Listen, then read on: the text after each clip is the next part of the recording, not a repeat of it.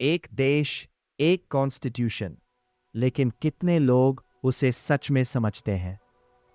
Welcome to the journey of the Indian constitution.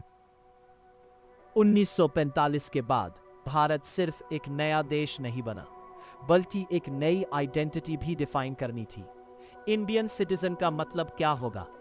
और इसी सवाल का एक इंपॉर्टेंट जवाब देता है आर्टिकल 9। आर्टिकल 9 एक सिंपल लेकिन पावरफुल रूल एस्टैब्लिश करता है। ये आर्टिकल कहता है, अगर कोई व्यक्ति वॉलंटरीली किसी फॉरेन कंट्री की सिटीजनशिप ले लेता है तो वो इंडियन सिटीजन नहीं रहेगा। मतलब इंडिया डुअल सिटीजनशिप अलाउ नहीं करता। आप एक साथ दो देशों के फुल सिटीजन नहीं हो सकते। पार्टीशन के टाइम मिलियंस लोग माइग्रेट कर रहे थे।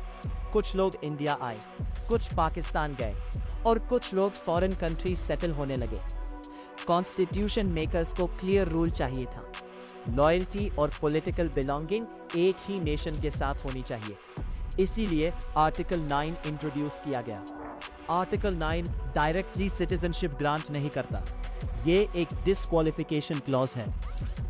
अगर किसी ने फॉरेन पासपोर्ट ले लिया, फॉरेन नेशनैलिटी एक्सेप्ट कर ली या वॉलंटरीली फॉरेन सिटीजनशिप अडॉप्ट कर ली, तो ऑटोमेटिकली इंडियन सिटीजनशिप खत्म हो सकती है अकॉर्डिंग टू लॉ।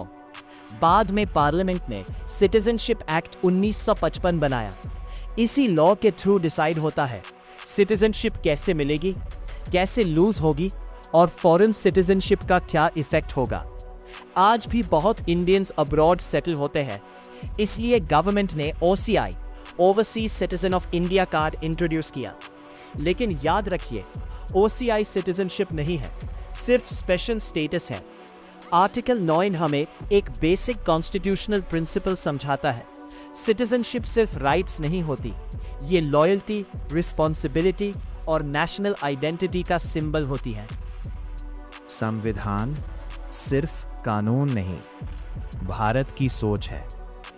अगर आप भारत के संविधान को सच में समझना चाहते हैं तो गुरु के साथ जुड़े रहिए।